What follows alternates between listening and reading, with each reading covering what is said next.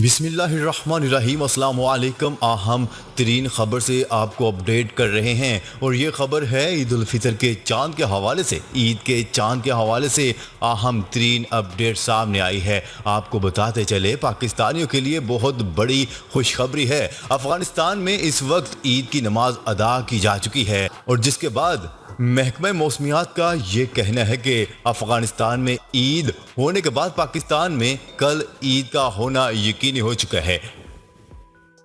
महकमे मौसमियात के मुताबिक कल यानी 2 मई को पाकिस्तान में ईद मनाई जाएगी। इसके अलावा मौसमियात का ये भी कहना है कि पाकिस्तान के तमाम सूबों में ईद एक साथ मनाई जाएगी।